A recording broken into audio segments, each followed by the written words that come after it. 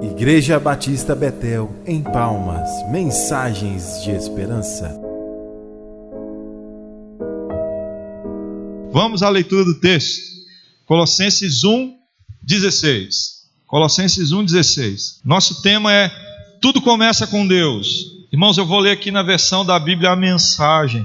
Pois tudo, absolutamente tudo, acima e abaixo, visível e invisível, tudo começou nele e nele encontra propósito.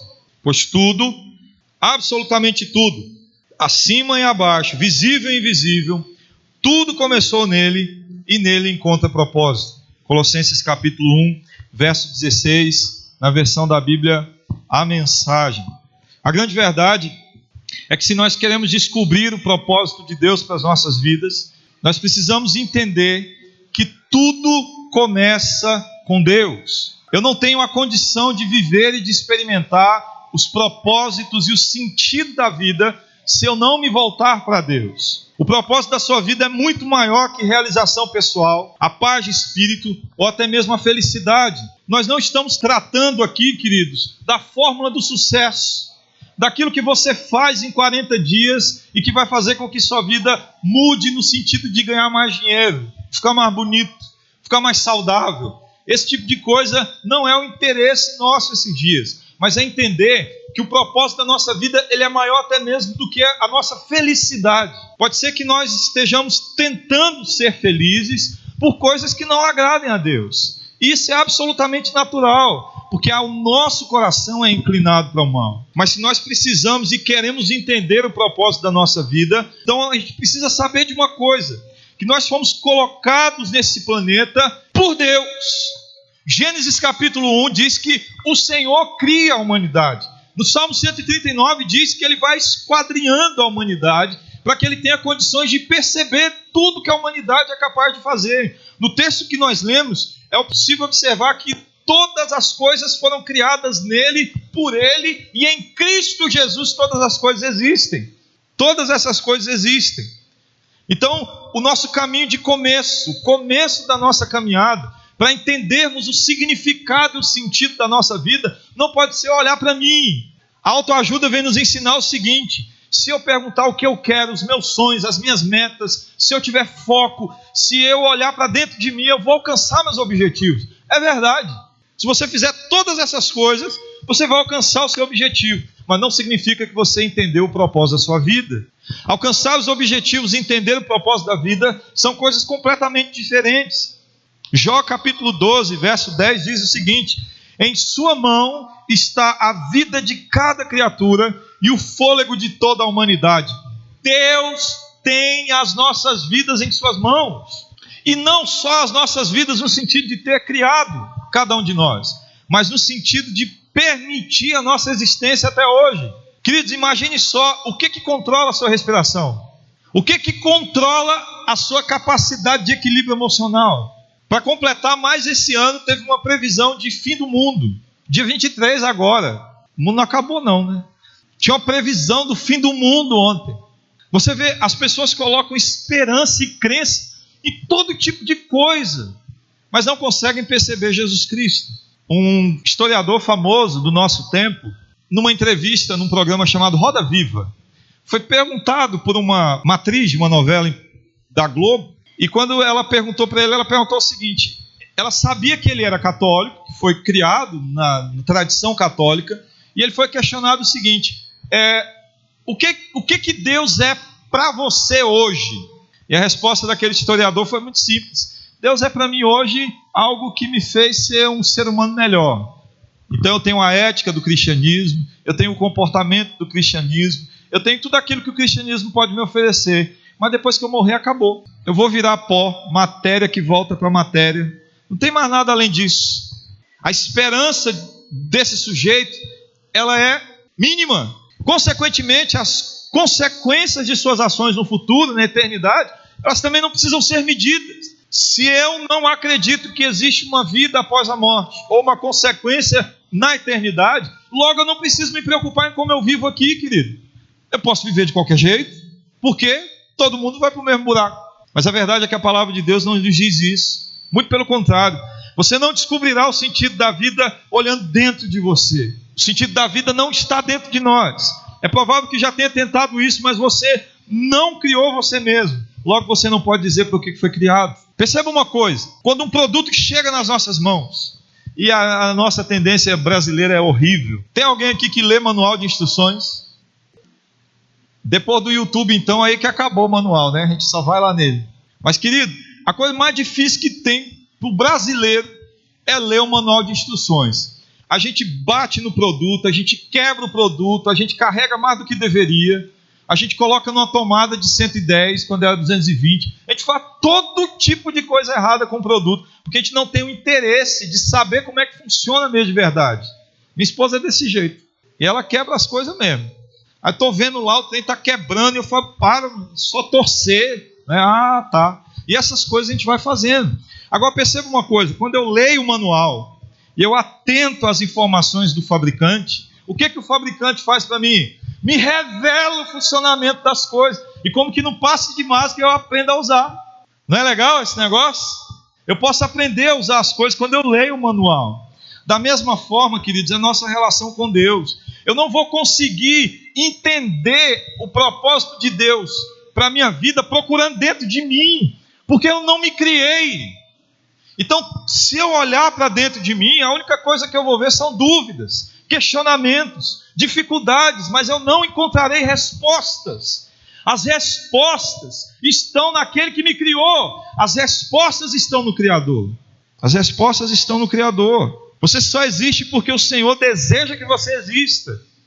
Logo, viver quer dizer o quê? Deixar Deus usá-lo para os propósitos dele, e não você usar Deus para os seus propósitos particulares.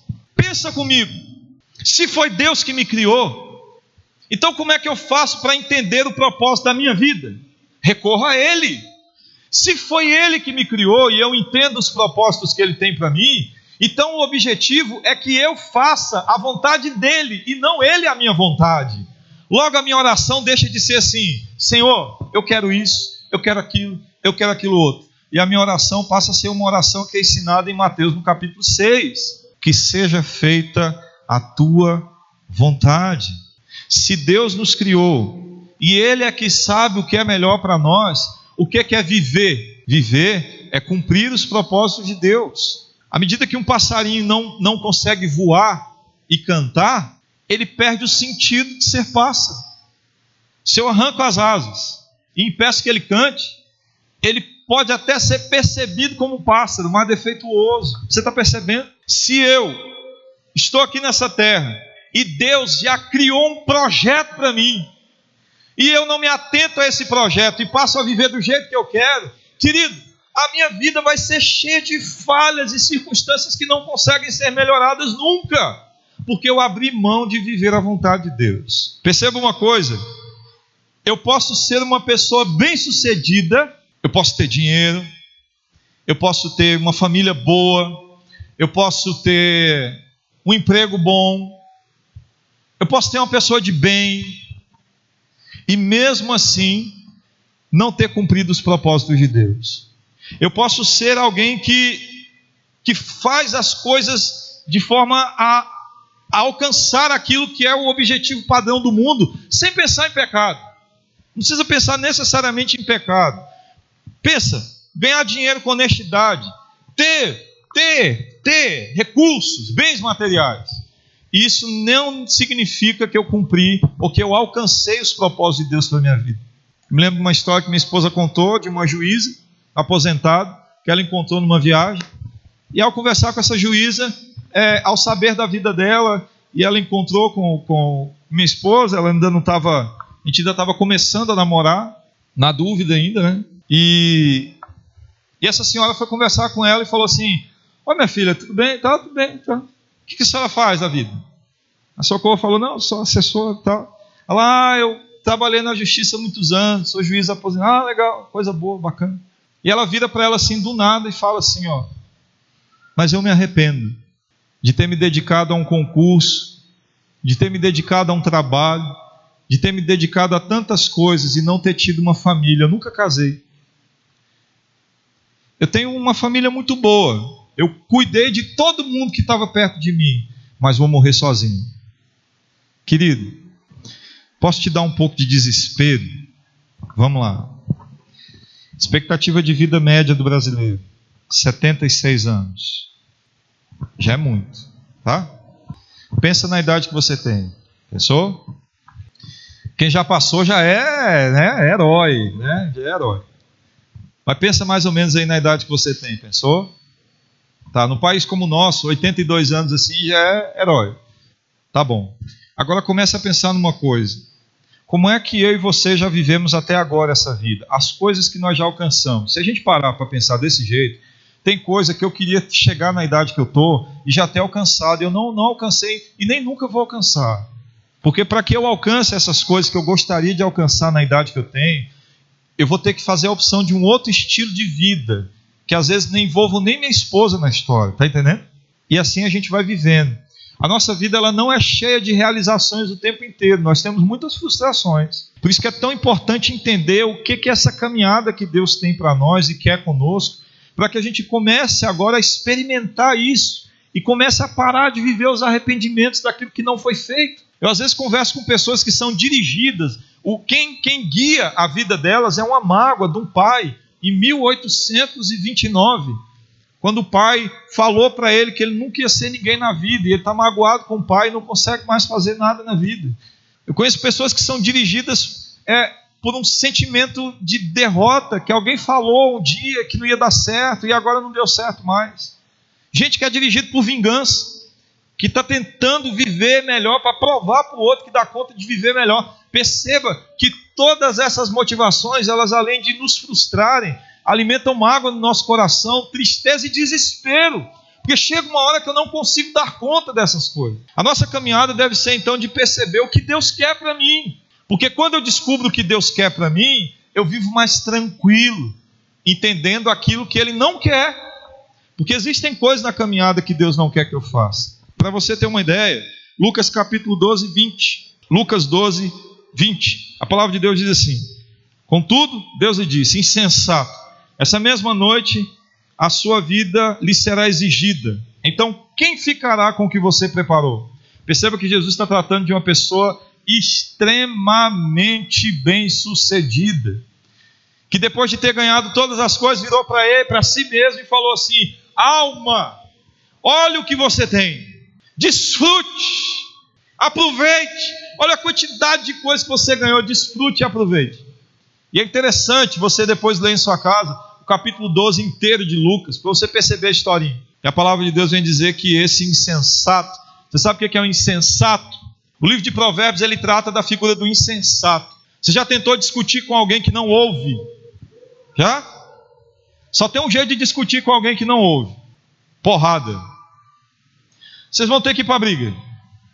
Aí a gente prefere evitar a porrada, né? Aí fica aquela. O insensato é aquele que se coloca na condição de não aprender mais, ele não vai ouvir.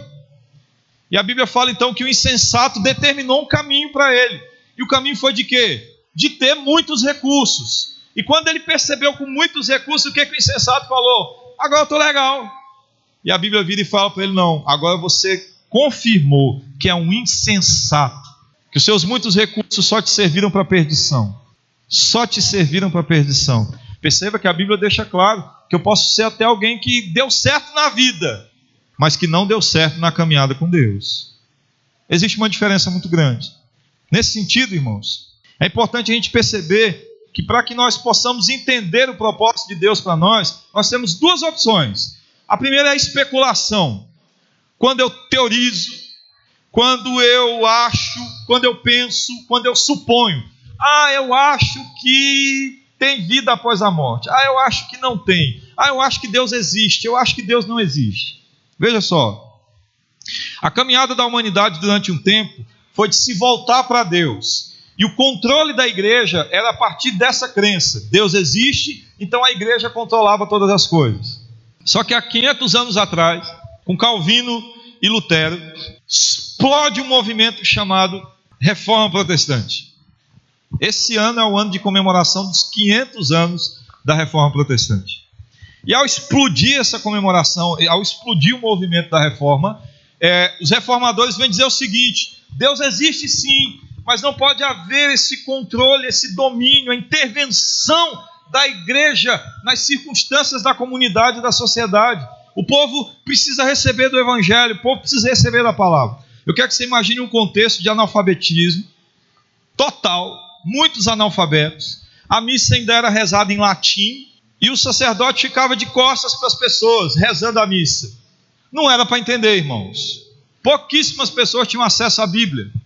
E as que tinham acesso à Bíblia era a Bíblia em latim. Então o que era preciso ser feito?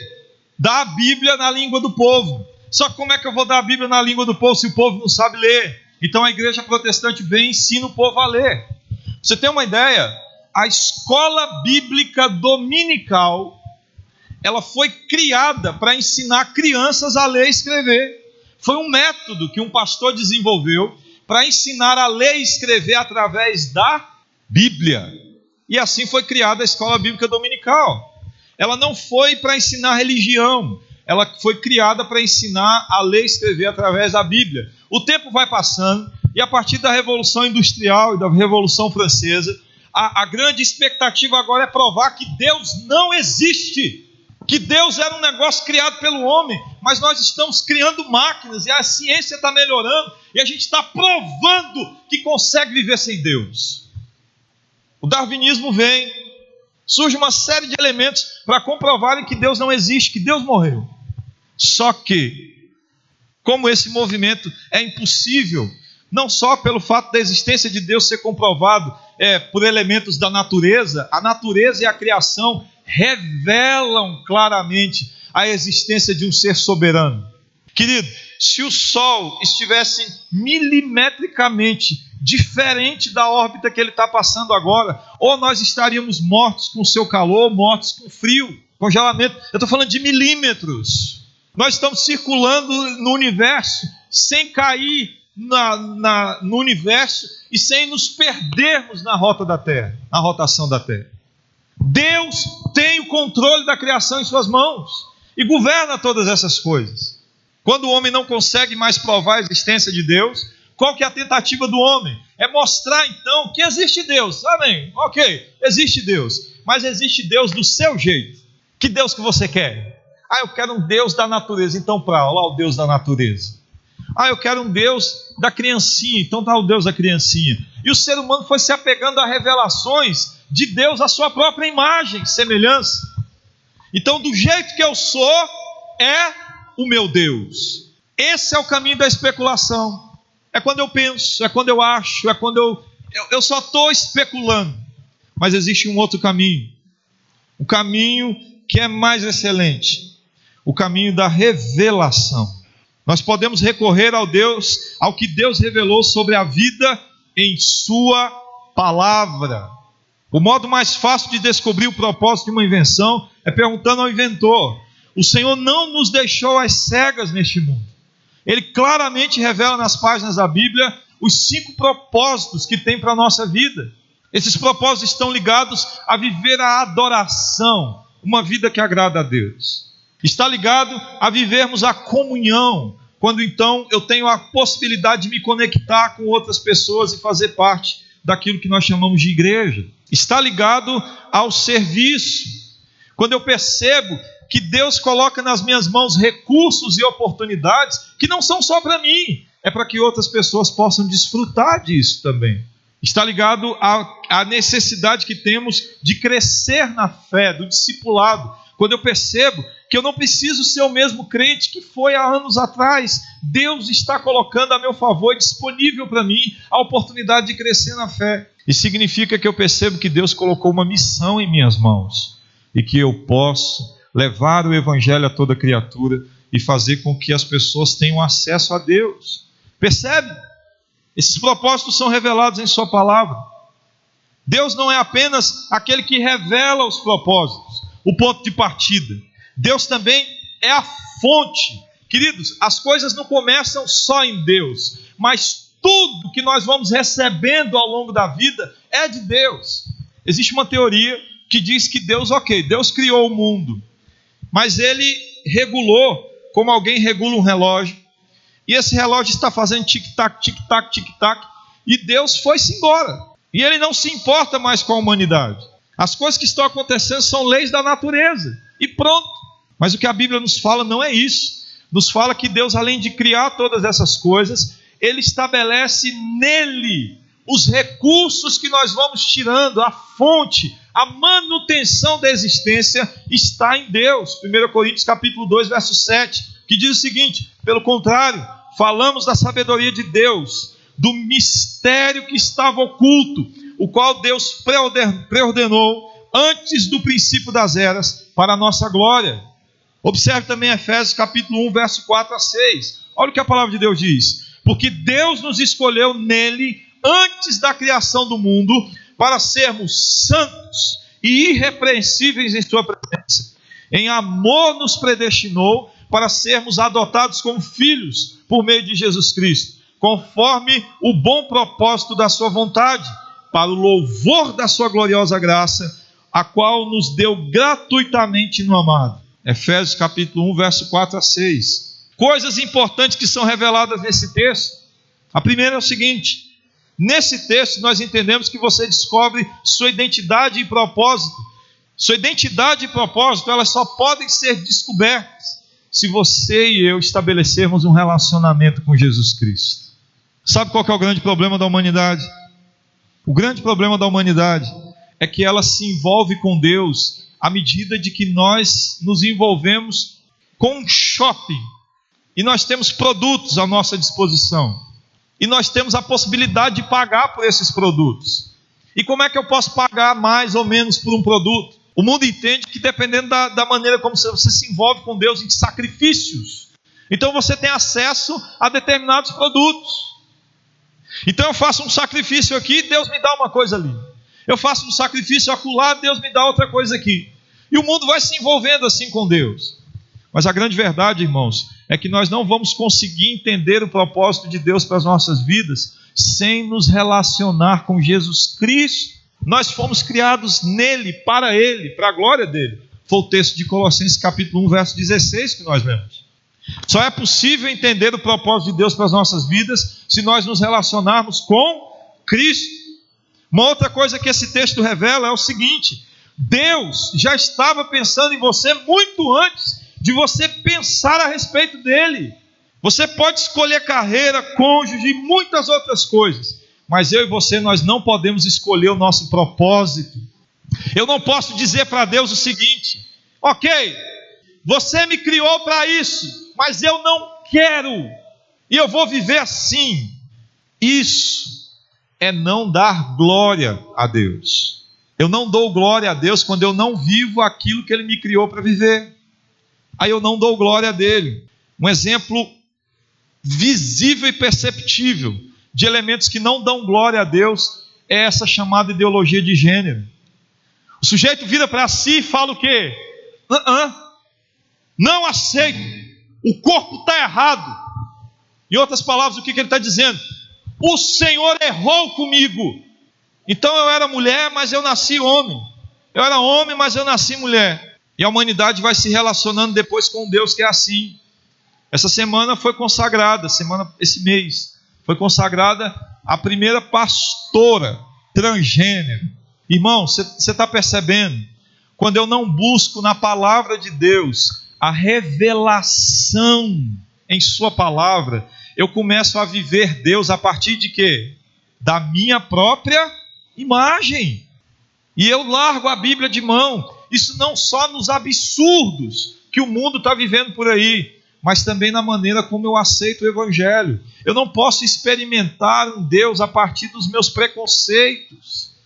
Sabe por quê? Porque Deus é Pai, amém, irmãos?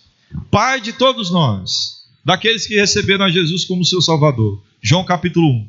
Mas Deus, Ele não se envolve com seus filhos do mesmo jeito. Tem coisas que Deus fala com você que se Ele falasse comigo eu não ia entender.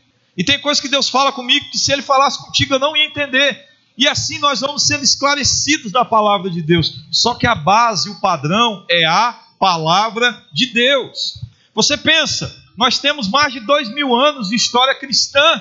Em mais de 2000 anos, os teólogos, os pais na fé, os apóstolos, as pessoas foram vivendo história e o Evangelho em suas veias. Eu não posso, da noite para o dia, inventar uma coisa que eu li na Bíblia e falar que aquilo é verdade sem consultar a história do cristianismo. Saber se alguém já tinha pensado aquilo antes. E a grande verdade é que quando eu invento a roda e crio uma teologia que é só da minha cabeça, via de regra, eu estou pecando e sendo herege. A terceira coisa que esse texto de Efésios capítulo 1, verso 4 a 6 nos revela é o seguinte: o seu propósito de vida encaixa-se em outro propósito muito maior, que Deus planejou para a eternidade. Queridos irmãos, eu jamais vou conseguir entender o propósito de Deus para a minha vida se eu não me voltar para Ele. E eu jamais vou conseguir entender o propósito de Deus para a minha vida se eu não me envolver com aquilo que Ele quer que eu me envolva. Mas uma coisa eu preciso entender: Deus está interessado em revelar o meu propósito de vida para que eu me envolva num propósito maior. Esse propósito maior é a eternidade e suas consequências. Ele não me criou para estar sozinho no mundo, perdido de qualquer jeito. Ele nos criou para que pudéssemos viver uma experiência de uma vida para a sua glória. E nós podemos experimentar isso. E eu lhe convido a fazer isso esses dias, a repensarmos, a vermos todas essas coisas. Eu gostaria de orar por você. Você que fala assim: pastor, eu tenho dificuldade em saber o que Deus tem para mim. Ou às vezes você que já está até tranquilo quanto a isso, mas que nós possamos repensar tudo isso que Deus quer de nós e entendermos que não tem idade para experimentarmos uma vida dirigida pela graça de Deus. Muito pelo contrário, qualquer idade é boa para que possamos fazer isso. Pai amado, obrigado, Deus, por tua palavra. Obrigado por essa noite. Obrigado por aquilo que o Senhor está fazendo nessa igreja. Nós nos consagramos a Ti e dizemos ao Senhor que queremos viver uma vida para a glória do Teu nome. Eis-nos aqui, Senhor. Eis-nos aqui, Senhor. Eis-nos aqui. Essa noite nós te imploramos que esses dias sejam marcados por Tua presença, por um grande mover do Espírito do Senhor em nossas vidas e corações, e que possamos experimentar o agir do Senhor em cada casa, em cada momento, em cada culto, em cada reunião, em cada momento de oração. Que essa semana de oração que o Senhor possa nos permitir viver seja impactante em nossas vidas, Pai, em nome de Jesus, para que tenhamos sim a oportunidade de viver tudo isso e de experimentarmos de Tua graça em nossas vidas. Senhor, em nome de Jesus, cada coração que está aqui nessa noite, Senhor, cada vida, cada pessoa que tem sofrido às vezes por buscar sonhos que nunca acontecem, por buscar situações que nunca são realizadas, nos ajude a viver para a glória do Teu nome, Senhor. Essa oração que nós fazemos nessa noite, em nome e por amor de Jesus Cristo. Amém, Senhor. Amém, Senhor. Querido, não tenha medo. Deixa Deus revelar a sua vontade ao seu coração, em nome de Jesus. Amém?